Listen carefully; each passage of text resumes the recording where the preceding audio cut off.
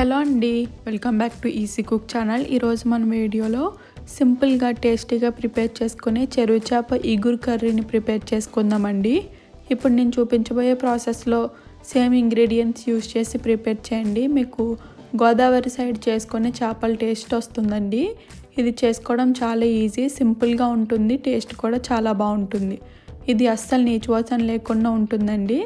ఇది easy ప్రాసెస్సే, but ఏంటంటే కొంచెం మందికి చేపలంటే భయం ఉంటుంది కదా.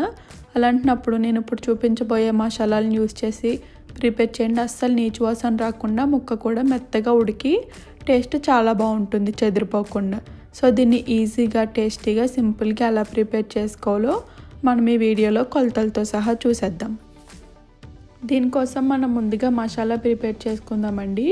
దీంట్లోకి ఒక 2 టేబుల్ స్పూన్ల వరకు ధనియాలు, అలాగే అదే టేబుల్ స్పూన్తో 1 టేబుల్ స్పూన్ వరకు జీలకర్ర, 1 టేబుల్ స్పూన్ వరకు గసగసాలు, 2 ఇలాచీలు, అలాగే 8 నుంచి 10 వరకు లవంగాలు, అలాగే 1 ఇంచు వరకు దాల్చిన చెక్కను కూడా యాడ్ చేసుకొని ఇది ఫైన్ పేస్ట్లా గ్రైండ్ చేసుకొని పక్కన పెట్టుకోండి.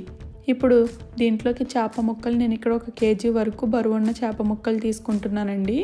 మనకి ఇగురికి ఎప్పుడు ముళ్ళు లేకుండా ఉన్న ముక్కలు బాగుంటాయండి. అంటే పెద్ద సైజ్ చేపలు ఉంటాయి కదా, అలాంటి చేపలు బాగుంటాయండి. దీన్ని నేను ఇక్కడ ఉప్పు నిమ్మరసం వేసి 2-3 సార్లు శుభ్రంగా వాష్ చేసి పక్కన పెట్టుకుంటున్నాను.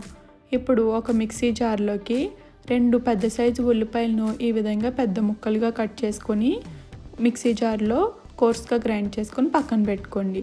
ఇప్పుడు స్టవ్ పైన ఒక బాండీ పెట్టుకొని దీంట్లోకి ఒక 3 నుంచి 4 టేబుల్ స్పూన్ల వరకు ఆయిల్ యాడ్ చేసుకొని దీంట్లోకి పొట్టు తీసిన వెల్లుల్లిపాయలను యాడ్ చేసుకోండి. ఫ్లేవర్ చాలా బాగుంటుంది. ఇవి లైట్గా ఫ్రై చేసుకోండి, మరీ ఎక్కువ ఫ్రై అవసరం లేదు, లైట్గా ఫ్రై చేసుకుంటే సరిపోతుంది. ఇవి కొద్దిగా ఈ విధంగా ఫ్రై అయిన తర్వాత దీంట్లోకి మనం ముందుగా కట్ చేసి పెట్టుకుని పచ్చిమిర్చి ముక్కలను కూడా యాడ్ చేసుకుని లైట్గా ఫ్రై చేసుకోండి. ఇవి మనం మధ్యలో కూడా యాడ్ చేసుకోవచ్చు, కానీ ఇలా యాడ్ చేసుకుంటే ఫ్లేవర్ బాగుంటుంది. ఇప్పుడు దీంట్లోకి మనం ముందుగా ఉల్లిపాయ ముద్దను పేస్ట్ చేసి పెట్టుకున్నాం కదండి, ఆ ఉల్లిపాయ పేస్ట్ను మొత్తం యాడ్ చేసుకొని ఈ ఉల్లిపాయలోంచి పచ్చివాసన అంతా పోయేంత వరకు ఈ విధంగా కలుపుకుంటూ ఫ్రై చేసుకోండి. ఈ ఉల్లిపాయ ముద్ద మొత్తం ఈ విధంగా నూనె పైకి తేలి కలర్ మారేంత వరకు బాగా ఫ్రై చేసుకున్న తర్వాత దీంట్లోకి ఒక 1/2 టీ స్పూన్ వరకు అల్లం వెల్లుల్లి పేస్ట్ను కూడా యాడ్ చేసుకోండి. అలాగే దీంట్లోకి మనం ముందుగా ప్రిపేర్ చేసి పెట్టుకున్న మసాలా ముద్దను కూడా యాడ్ చేసుకొని ఈ మసాలా ముద్ద అలాగే అల్లం వెల్లుల్లి పేస్ట్ పచ్చివాసన పోయేంత వరకు కలుపుకుంటూ ఫ్రై చేసుకోవాలండి. ఈ విధంగా నూనె పైకి తేలేంత వరకు ఫ్రై చేసుకోవాలి. మనకి ఇక్కడ ఈ మసాలా బాగా ఫ్రై అవ్వకపోతే పచ్చివాసన వచ్చేస్తుందండి. మసాలాలోంచి నూనె పైకి తేలేంత వరకు ఫ్రై చేసుకోండి.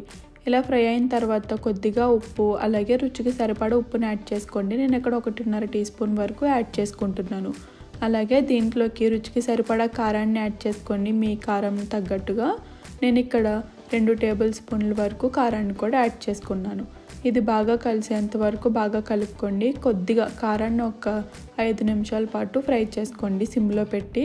దానివల్ల కలర్ బాగుంటుంది, అలాగే కారంలో ఉండే పచ్చివాసన కూడా పోతుంది. ఈ విధంగా బాగా ఫ్రై చేసుకున్న తర్వాత దీంట్లోకి నీళ్ళని యాడ్ చేసుకోండి. నీళ్ళు మీ కన్సిస్టెన్సీకి తగ్గట్టుగా యాడ్ చేసుకోండి. నేను ఇక్కడ 2 నుంచి 2.5 కప్పుల వరకు నీళ్ళని యాడ్ చేసుకున్నానండి. ఇది బాగా కలిసేలా కలుపుకున్న తర్వాత ఈ గ్రేవీలోకి మనం ముందుగా శుభ్రంగా వాష్ చేసి పెట్టుకున్నాం కదండి చేప ముక్కలను, వాటిని ఒక్కొక్కటిగా జాగ్రత్తగా పెట్టేసుకోండి. ఇలా పేర్చుకోవడం వల్ల అన్ని ముక్కలకి ఈవెన్గా ఉప్పు, కారం, మసాలాలు పడతాయండి. ఒకవేళ మీకు ఉప్పు కనుక డౌట్ ఉంటే కనుక స్టార్టింగ్లోనే చేప ముక్కలు వేసే ముందే మీరు ఒకసారి ఉప్పు చెక్ చేసుకోవచ్చు. ఒకవేళ మీరు ఇలా ఈ విధంగా గరిటతో కలిపేలా అయితే చేప ముక్కలు వేసిన వెంటనే కలపండి, ఏం కాదు. మళ్ళీ కొద్దిగా ఉడికిన తర్వాత కలిపినా కూడా మనకి విరిగిపోతాయి. ఈ విధంగా దగ్గరికి ఉడికించేసుకోండి. చేపలోంచి కొద్దిగా నీళ్ళు వస్తాయి కాబట్టి నీళ్ళు కొద్దిగా తక్కువగానే వేసుకోండి. ఈ విధంగా నీళ్ళు వచ్చి దగ్గరకు ఉడికిపోతుంది. మీరు ఇక్కడ కొత్తిమీర కానీ కరివేపాకు కానీ యాడ్ చేసుకొని స్టవ్ను మీడియం ఫ్లేమ్లోకి అడ్జస్ట్ చేసి మూత పెట్టి ఉడికించుకోండి. ఈ విధంగా ఉడికిపోయిన తర్వాత స్టవ్ ఆఫ్ చేసేసి కొద్దిగా చల్లారిన తర్వాత సర్వ్ చేసుకోండి వేడివేడి అన్నంతో. చేపల కూర ఎప్పుడు కొద్దిగా చల్లారితేనే టేస్ట్ బాగుంటుందండి. సింపుల్గా టేస్టీగా ప్రిపేర్ అయిపోతుంది. అస్సలు నీచు వాసన లేకుండా ముక్క కూడా ఇరిగిపోకుండా టేస్ట్ చాలా బాగుంటుంది. ఒకసారి ఈ ప్రాసెస్లో ట్రై చేయండి.